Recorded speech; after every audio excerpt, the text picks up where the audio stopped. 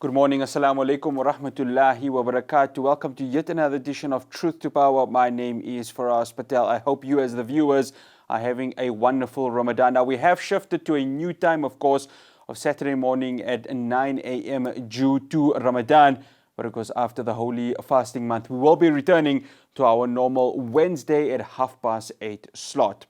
Well, as we are in Ramadan, we have decided to go a different route, a route on focusing on us as Muslims, but taking a specific look on Palestine. Now, for the discussion of Palestine, we are going to be going into a two-part series, one part this week, and of course, one part next week. We are going to be delving deeper into what is happening in Palestine. We're going to go back in history. We're going to talk about the solidarity, and of course, we are going to ask, how close are we to achieving the liberation of our brothers and sisters in Palestine? Well, let me welcome our guests. I have Nazim Adams. He is part of the Palestine Solidarity Alliance. He is the national coordinator. I have Arshad Samuddin. He is the chairman of the Youth for Al-Quds. And coming from in a village near to in Nazareth, I have Hassan Tabaja. He is a Palestinian advocate and a founding member of Al-Mizan. Gentlemen, brothers, assalamu alaikum wa rahmatullahi wa barakatuh, and shukran so much for joining us.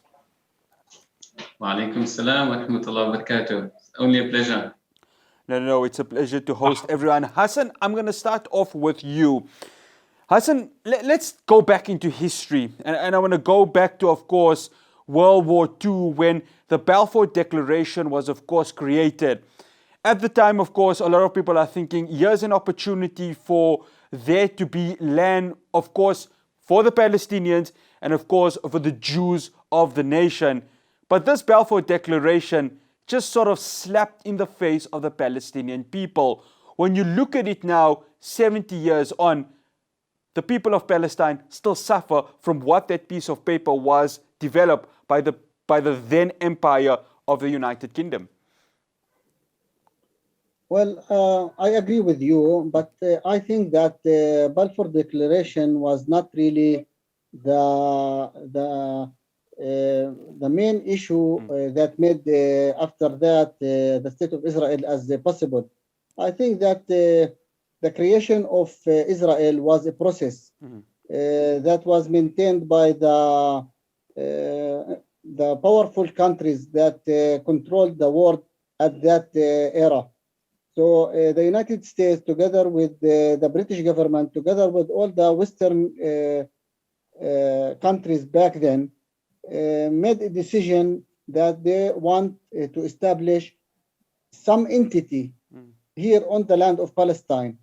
And they just, found the Jewish crisis after World War II as, I think, as an excuse to make this entity into reality. The Balfour Declaration is very famous. It has been considered as, as the start of the accomplishment of the Israeli state, but it is not. It is just a declaration that could be, if they wanted, or if the course of history went differently, would be forgotten and nobody would just hear about it. But since we are in this reality, and this reality means that this state was established, this entity was established on the land of Palestine, on the suffer of the Palestinian people, a continuous suffering that was started maybe a little bit before 48, even throughout the British mandate over this land, and continued with the establishment of the country of Israel, the state of Israel, and later on this whole process with the more expanding of the land acquisition by this entity, the Palestinian land being confiscated or being taken by military actions and being joined to the Israeli state. This process of suffering, I think, is something that they thought about it even from the beginning, that this place would be some kind of entity that I think would go along with the colonial aspiration of the Western countries. Nazim, I want to bring you into the conversation. Exactly what Hassan is saying, the colonial expansion of these nations. It just seemed that when Britain went in there, their aim was, let's just try and push the Palestinians out. We form the nation of Israel. That's going to be it, and we're going to leave. But the British, of course, did not take into consideration the ramifications that would happen as we speak today. I think it was a definite colonial enterprise by the British. One famous historian called it a land of one people promised to another people by a third nation. So the British, the French post-World War I already started plans of partitioning the Middle East amongst themselves in terms of the Sykes-Picot Agreement. And then by 1947, the United Nations went full swing into demarcating specific areas for Jews only and other areas for Palestinians. And we saw the Nakba, the catastrophe of Palestinians being forcibly removed, murdered, villages being destroyed by the Zionist forces. The British withdrew their responsibility, withdrew their mandate from Palestine, and literally stepped away from a very volatile situation, having given most of the land to the Zionist forces to establish Israel. Zionism itself goes back to the 1880s, and it was formed as a movement for self-determination. Not all Jews, by the way, support Zionism. Many Jews feel that it is against the Judaic faith to have a nation state. And we see that it's evolved into nothing more than another white settler colonial state that occupies Palestinian lands, tortures people, arrests people on a daily basis, and increasingly removing people from their homes and bringing more and more settlers into occupied Palestine, into the West Bank, and so forth. So there is a great historical failure from the world, from the United Nations, in securing the human rights and dignity and freedom and equality and justice for the Palestinian people. So it goes back right to the 1880s, post-World War I, when it was still under British mandate, increased settlement of Jews. They didn't initially buy into it. And then 1947, the United Nations partition, I think that was the nail in the coffin, or rather the spark on the dynamite, which is this volatile situation that we experienced for the past 73 years. Arshad, just on what Nazim is obviously mentioning, the theory of Zionism. Of course, Theodore Herz was one of the founding fathers of Zionism. But prior to Theodore Herz coming in, I mean, Muslims and Jews lived in harmony along with Christians, of course, during the Caliphate of Hazrat Umar bin Khattab radiallahu anhu. And this is what's interesting. There was unity. History didn't repeat itself when the British came, when the UN resolution came. This was a complete reversal because this was, in so many aspects, to go ahead and satisfy the colonial powers of the time. Yes. I'd like to concur and maybe to continue for a moment as to what our panelists and guests are saying, is that when we look at the turn of the century and when the Balfour Declaration was penned, as some historians say, and as we know, that the colonialism was still in its height. Colonialism to the colonialists was seen very positively in the world. The French were still in Algeria. And in so many other places. I think one aspect I'd like to touch on is that even though the Zionist state is a colonial settler state, like so many other colonial settler states before them, one of the startling differences is that when the Dutch were in South Africa, they were an extension. They were Dutch that came from the Netherlands. Those French that went to Algeria, they came from France. And similarly, when the Great Britain colonized, they came they came from Great Britain. And I think that is the one big difference between settler colonial other states and the Zionist colonial settler state. Hassan, I want to come through to you. You know, I speak to a lot of, you know, my Black African friends, colleagues in the media and in other you know, other fields of education, and a number of things that we agree upon is who are the original Hebrews, who are the original Israelites? Because what we have in Israel right now is many European Jews, because of course Muhammad sallallahu alaihi wasallam in a hadith says that when Musa alayhi salam, the color of Musa alayhi salam was he had dark skin and curly hair. When we go to, of course, what was happening with the Ethiopian Jews when Israel was formed, the Ethiopian Jews, just like the Palestinians, were suffering the same sort of oppression that is happening. But when you look at it, the Ethiopian Jews sort of have the same sort of claim to Israel than what the European Jews have. Am I right in saying that, Hassan? I'm not sure I get your point exactly. If you want to say that the current Jews that now live in, or the majority of the Jewish people that live in the state of Israel are originally from different cultures, from different nations than those Jews that came with Musa alayhi salam, the prophet, then you are right. Most of the Jewish people of the state of Israel belong the first aliyah, which is the first movement to the Palestinian lands, to the Palestinian area, was originally from the Russian lands, from the communist lands. Later on, they came to spread through the European lands, and after that, it was open, you know, to different places that the Jewish just encourage Jewish people to come and make aliyah, as it's called in Hebrew, which means the coming back to the land of the Jewish land, the Jewish state, as they publicize it. If that was your question, so you are right. This is a truth that everybody knows about it.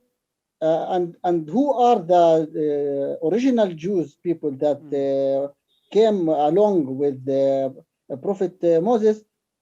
I'm not sure that we can now say that they are. I think that they more live in the Arab countries, not in the European countries.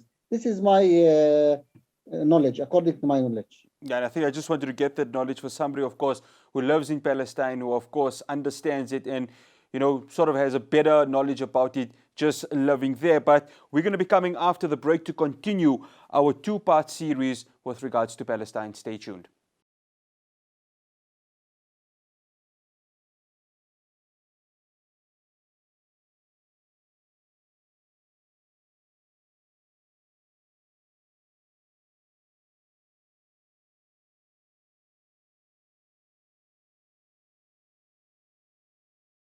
Welcome back to Truth to Power. I'm continuing my conversation with Nazim Adams, Hassan Tabaja, and Arshad Samuddin, of course, with regards to our two-part series on Palestine.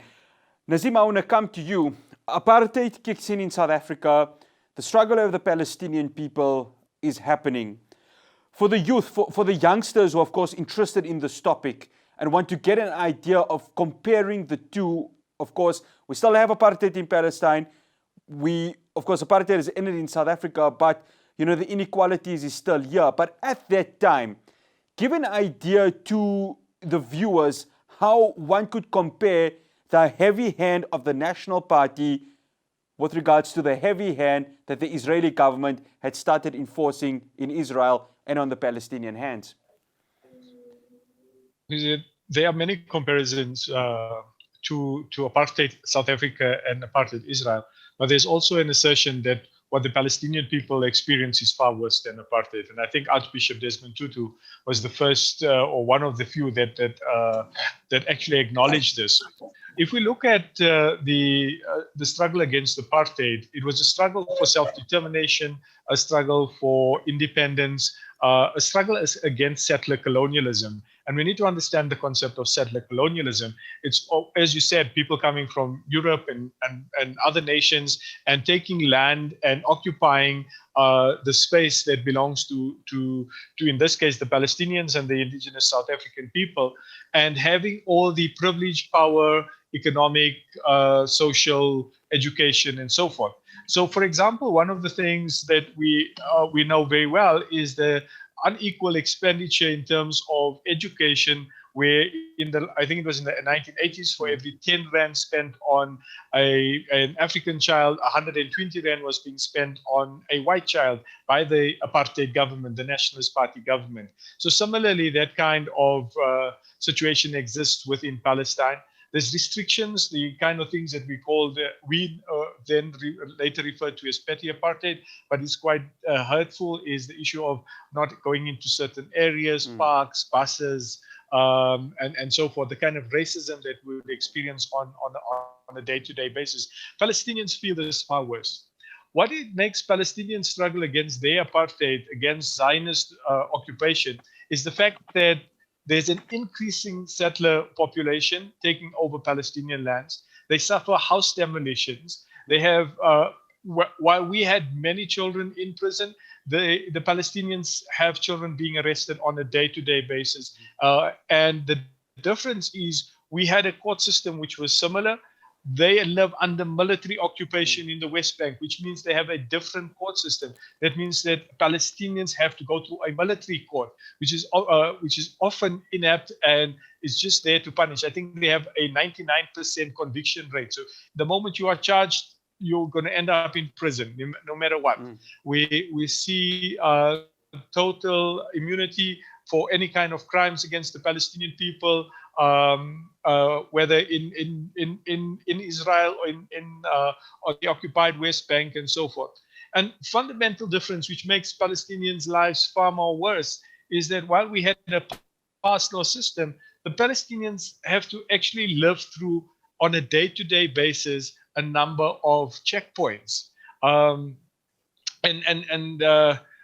There's a fantastic short film, The Present, which is showing on Netflix, which I would say people must watch because it gives a very clear account of what Palestinians go just to go and buy something on the other side and try and get it back. The kind of humiliation, the threats, the gunpoint that people feel on a day-to-day basis. So while we had people like President Mandela serve decades in prison, we have the longest serving political prisoners are in Palestine. So while it is fair to compare it to apartheid, and it is in terms of its system designed around privilege for one nation over another and the oppression of another and the privilege of resources for some, in the case of water, we know about this, the kind of day-to-day racism and attacks. What the Palestinian people are experiencing is far, far worse than what we as South Africans experience. We never had helicopter gunships and missiles thrown at us in our townships the way the people of Gaza experience this very often. And we know it's Ramzan. Every Ramadan, the Zionists will attack with Gaza for some reason or the other. And they're living under the most draconian medieval kind of siege on their lives. 2.5 million people trapped within the enclave of Gaza. And Rashad, to bring you in, the draconian laws that continue to be handed over to the people of Palestine, very similar draconian laws that you saw in the townships of Langa, Soweto, and so forth. But what's interesting from a youth perspective, Rashad, is that you see these images of the throwing of the stones in the apartheid police and the children of Palestine throwing stones at the Israeli army. It's just such a great comparison. And when I mean great in terms of the resistance that these young kids are showing at such an early age. Definitely. I think youth will draw their inspiration and spirit and hope and power from each other all over the world. So definitely, even when when South Africans and youth protest and in support, or anywhere in the world for that matter, in support of the noble and just cause of the Palestinians, they even get hope from that. I would want to start off this section by saying Ramadan Kareem to all the Palestinian Muslims in this blessed and holy month, especially to the youth. And we've seen over the last few nights the difficult scenes. So many youth and children being prevented even from praying, from entering into Masjid al-Aqsa Mubarak, from entering in with food. Muslim reasons they get arrested. We speak about the youth of South Africa and the youth of Palestine and how we do that comparison. As we speak now in 2021, 21 years after the start of the second Intifada, in fact, Intifada al-Aqsa, Intifada of Masjid al-Aqsa, there were many youth, 14 years old, 16 years old. They were in their classrooms when the uprising started, and they went out and they went to protest and throw stones. Many of them, 16 years old, 14 years old, were arrested. And then, like President Nazim said, now 99, automatically when they arrest you, automatically they're going to incarcerate you. Many of those youth, until today, all of their childhood, all of their teenage years, they have become men and grown-ups in jail. I read an article this morning of one boy at 14 years old, threw a stone. He's still in. He got a 25-year sentence. Until now, he's keeping the Game Boy handheld game device that he had on him on that day that he was arrested when he was 14 years old.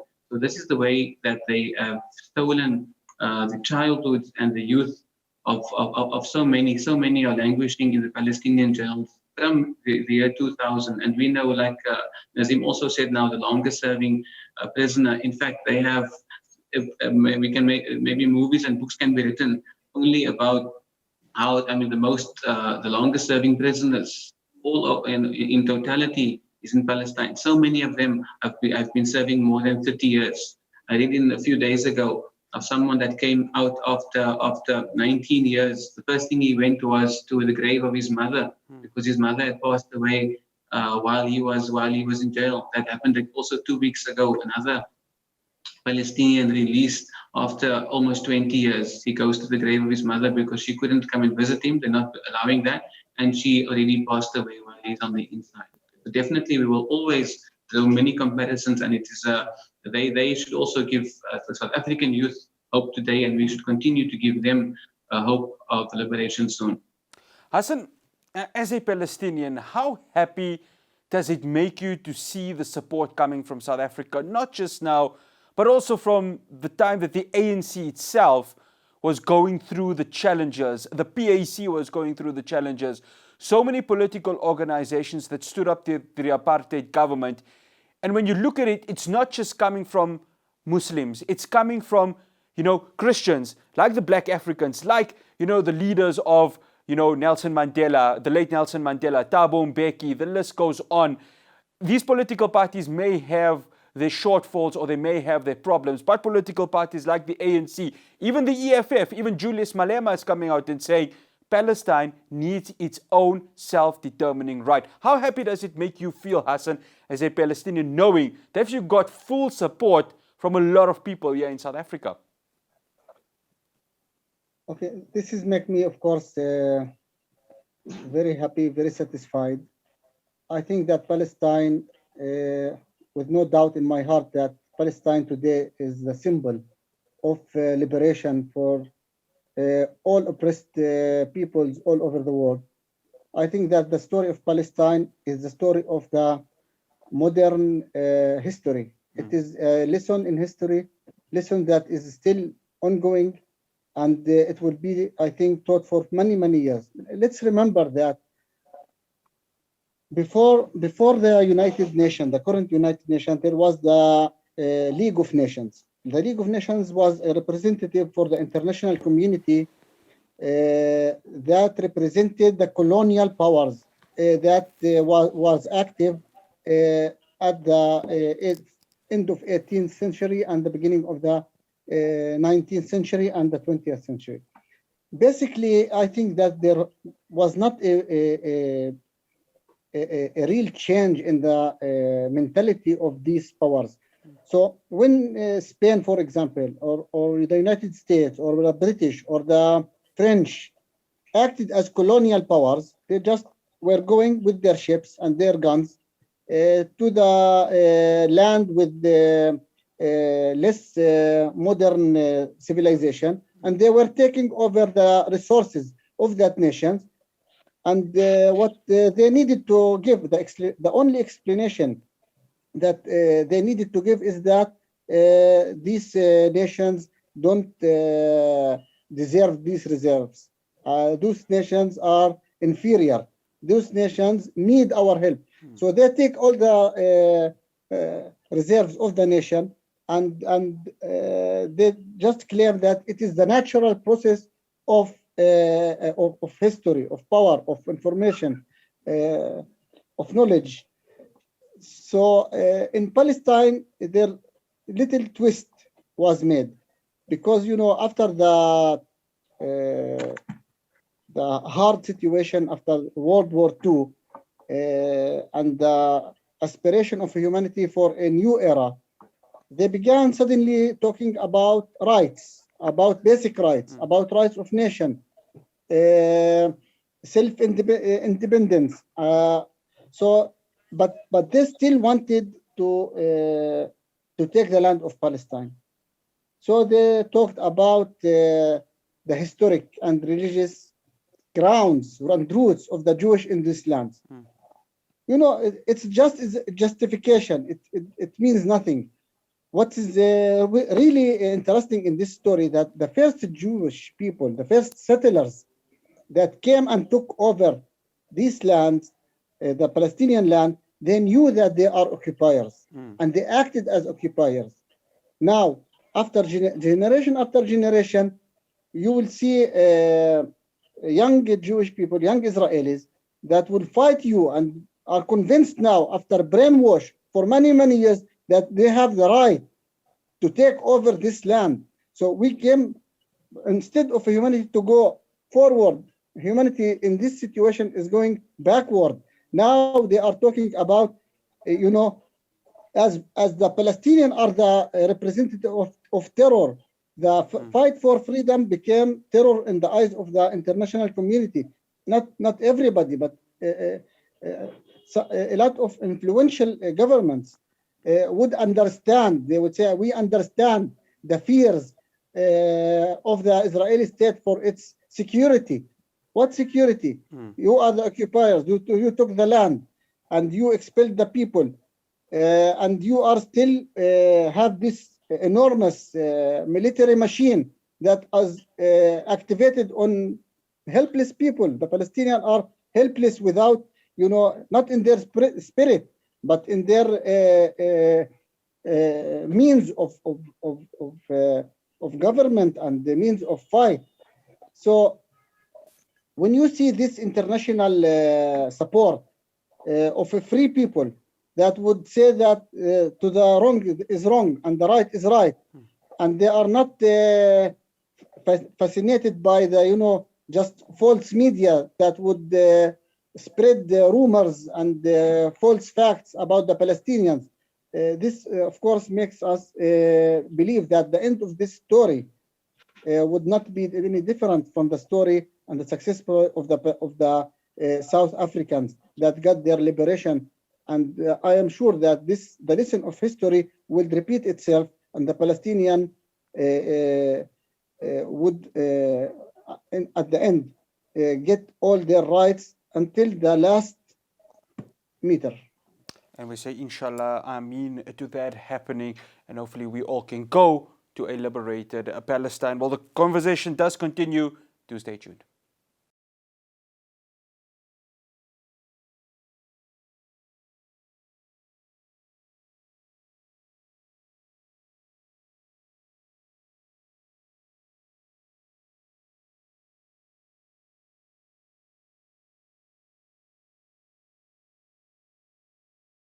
Welcome back to Truth to Power. We are, of course, discussing our first part of a two-part series on Palestine. Unfortunately, Hassan Tabacha has had to excuse himself as he has other activities, but he, of course, was able to grace us for close to 30 minutes. But I still do have Nazim Adams and Arshad Samuddin. Nazim, let's talk solidarity. I know you, of course, heavily involved with the Palestinian Solidarity Alliance, of course, along with BDS, and of course, trying to bring that voice right here in South Africa. The challenges are immense because, of course, you are getting, outside influences trying to stop the organization, having that solidarity, doing its protests.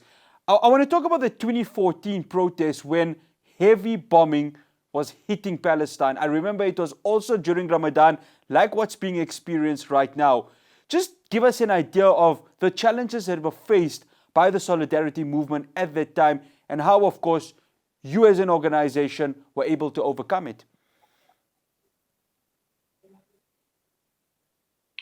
So I think the strength of any solidarity movement is the unity of all the solidarity forces in the country, and I think that is critical.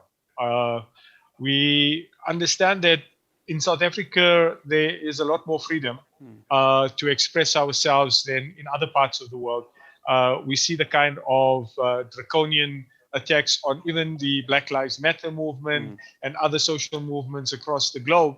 And not excluding Palestinian protests. Under the COVID conditions, it makes public kind of protesting a lot more difficult, but there is now space opening for that. The rest of the world looks to South Africa because we are a beacon of hope. We have been able to overcome apartheid. And then on a street level, it's not as difficult to organize protests and marches and so forth. Normally, the government, the city councils are supportive, not so much in the Western Cape under the DA, unfortunately, but in other parts of the country, yes. So 2014 was amazing in terms of the kind of world uniting, and we saw marches all over from Ferguson to New York to Cape Town and everywhere else. And that was only possible because a number of forces could unite under that time, the BDS SA coordination together with PSA, PSC, and a number of trade unions and political parties as well.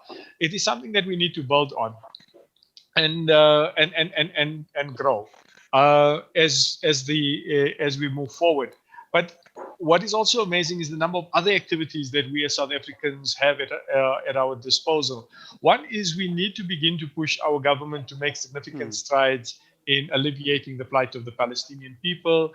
And there are simple things that we can do. So the PSA, together with the Media Review Network, the SABDS Coalition, and all the PSOs, the Palestine Solidarity Organizations affiliated to BDS, we are supporting a campaign for the lifting of visa compliances for Palestinians. That means making it free visas available to Palestinians who are able to travel to South Africa for whatever reason, business and so forth, to give the Palestinian people the kind of dignity in the international community that they deserve. And this is an act for the Palestinian people. And government has been positive in their responses to that. The second is for us to lobby our government to lead the conversation for the liberation and for justice in Palestine at international forum like the United Nations, like the ICC, and so forth. Incidentally, after the first Gaza war in 2008, the PSA and the MRN had launched the Gaza docket, where lawyers that went to Gaza took testimony from victims, took testimony from doctors who were there, and that Gaza docket is available. And now that the ICC has agreed to investigate Israel for crimes against humanity and war crimes, we have made that document available to the relevant people. It is also sitting with our National Prosecuting Authority, but it's going to require forces on the ground, support, solidarity from across all sectors to drive our government, to give us the political will to take forward this struggle for justice for the Palestinian people. So there's a lot that is possible. We know that we need to ratify the UN Convention Against Apartheid as a government. It's a bit sad that 30 years after our liberation, we still haven't been able to ratify that convention. So it's something to work on. And then the challenges for us that we mainly feel is from a very strong Zionist propaganda movement in South Africa. So the Zionist forces And Hassan did allude to this, the kind of brainwashing, the kind of mythical presentation of why Jews are entitled to live in Palestine, very much like how Christianity was used to justify the occupation of South Africa and the oppression of black people and the privilege of white people over black people. So the misuse of religion in many ways, even from Christian evangelicals. So we are battling with that. We are winning because our laws are progressive. We've just won, as the PSA, a major victory against the South African Jewish report. And the BDS coalition is probably taking another complaint because they keep labeling us anti-Semitic just because we oppose Zionism. And we need to clarify once and for all that opposing Zionism and the oppression of the Palestine and standing with the oppressed people of Palestine is not anti-Semitic. It is your decent, basic human right to do, and it's compulsory for you to enjoin that which is good and forbid that which is evil, which is stated in the Quran and in so many other faiths as well. And that is what we do. So that is the campaign that we have to work on. We need a lot of support as the solidarity movement, particularly from people who are skilled in digital media and marketing and so forth, to help counter a very well organized, highly paid, highly funded by the Israeli government Hezbollah movement that has a lot of these trolls working on social media just to justify and defend the indefensible occupation and oppression of the Palestinian people. Rashad, just drawing on what Nazim had said, what I've encountered from a lot of my Black African colleagues is that 100% of them are in support of the people of Palestine. And when you speak to, a lot of our white counterparts, there's always that hesitation. Now, this is, of course, not a reflection of all white people. There are some that I do know, a very handful of them who see through the eyes of what the Zionist government is doing and saying, listen, this has to stop. Is that something that you experience, especially with a lot of our young Black Africans who are starting to be activists in their own right?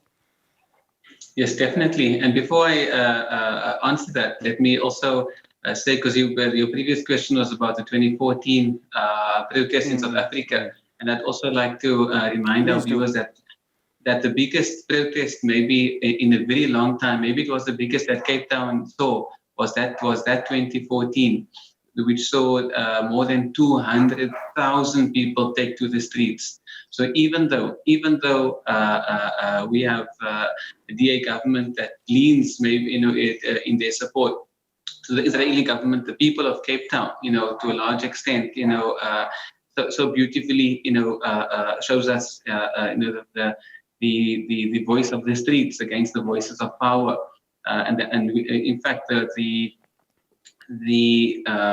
route of the protest had to change and had to be amended and had to be longer just for the massive amounts of people that we had in the streets in Cape Town in 2014 against what was happening in that war against the Gazan people. Coming back to your current question, definitely as we are interacting so much more on a daily basis with African students at our schools, at the universities, in everyday life, they immediately resonate and find an agreement with their own struggle and what's happening to the Palestinian people. How can they not, for what they and their parents and their forefathers have gone through in South Africa? And perhaps then similarly, perhaps why many whites, specifically in South Africa, would still cling onto the apartheid narrative in Palestine, what they call Israel, is because they of their own history, and also that media machine and that upbringing of brainwashing in their communities. But we are in the age of information. And so definitely people are coming out, as some came out in apartheid. Even today, we see it every day. And social media, to an extent, is giving the masses and the people in the streets a voice to air. But we see it until today that the mainstream channels and media are still trying to portray a false narrative, still trying to portray the victims as the oppressors, as an added insult to the injury they are already facing every day. So it's like Nazim saying, we need to use all means at our disposal, from the social media, from eating to the streets, from speaking to people. We have a long way to go.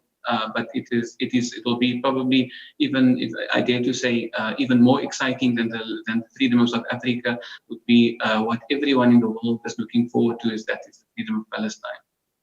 And hopefully that liberation will happen in our lifetime. If not, we hope for that to happen in the next generation. Well, stay tuned to Truth to Power. We will be wrapping up part 1 of our 2-part series on Palestine. Stay tuned.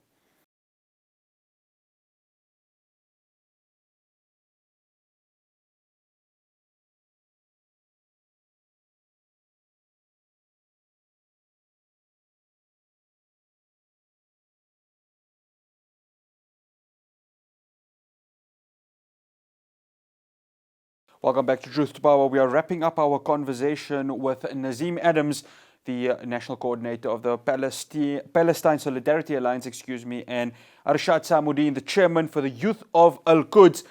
Nazim, you've mentioned something very important about government activity, of course, the NPA getting involved, and of course the trade unions getting involved. There just seems to be a huge political voice with regards to the support for Palestine and the support for, of course, the PSA and BDS. How important is it with regards to, really enforcing that nation building, even if it's not just for South Africa, but it's for a land so distant away?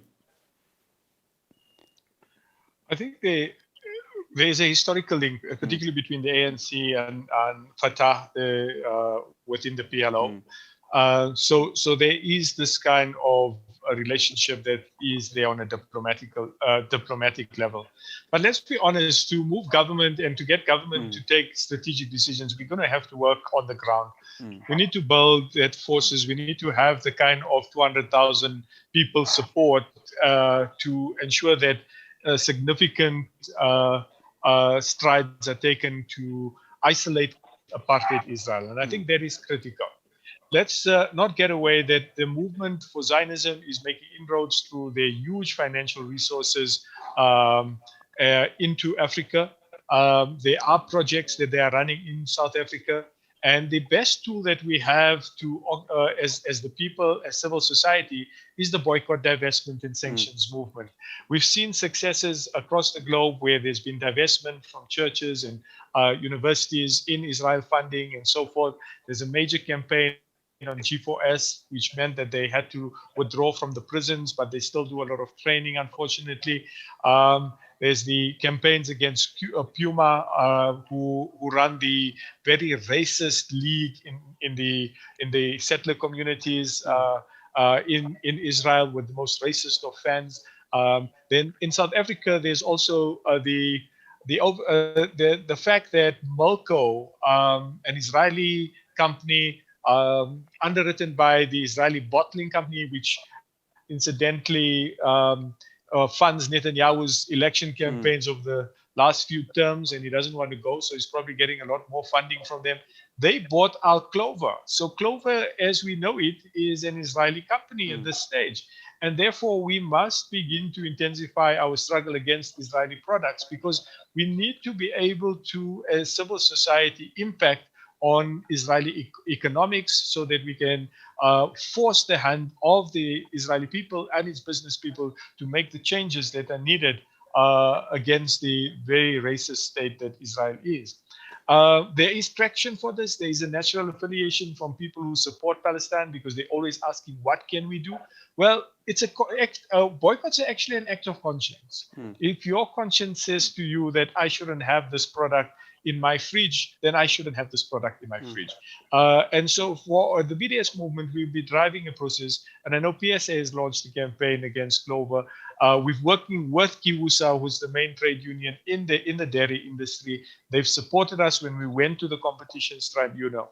But underlying all of this is the competitions tribunal. When they approved Milko, they didn't look at human rights records of companies that are investing in South Africa. And that's something that we need to begin to get our legislation. If we're saying we have a progressive constitution, then that is what we need to do. We need to have progressive legislation which looks at human rights, workers' rights, women's rights, children's rights, before we just accept funding from such investors. It's not just about the money. For us in civil society, at least, I'm not so sure about government. Sometimes I think our government is just about the money. But we need to change that, and we have to lobby and ensure that good people are in these spaces, inshallah. I mean, So there's a lot that we can do as ordinary people in civil society. We need to know more about it, and we need to keep our ear to the ground and see what is it that we can do. There's so many at the moment. I think the BDS coalition has about 15 Palestine solidarity organizations. Anyone who wants to get involved can just write to us, and they can follow us on Twitter or Facebook or wherever. PSA, PSC, the universities, Stellenbosch, Young Hearts for Palestine. I can just name a few of them, and they will willingly take people on to become young activists, to be trained. We have courses that are available. And get active in the struggle for the liberation of Palestine. I think that is critical now. Arshad, I'm gonna give you the parting shot. What does government need to do? Are we as citizens able to go ahead and put pressure on government to start the boycott of, Zionist Israeli products, but not just that, also at the same time have a complete, a cutting of relations with the Israeli government and saying, until you sort out the situation, until you grant freedom for the people of Palestine, we will not want to do trade or any sort of relations with you. Yeah, government definitely has a lot to do and a long way to go. As we can see, until today, Israelis can come to South Africa visa-free and Palestinians not. So for many laws, in fact, the South African government treats Israelis in a better way than what they do Palestinians. So government still has a long way to go, a lot to do. We need to lobby and push and exert pressure on government for a long way still.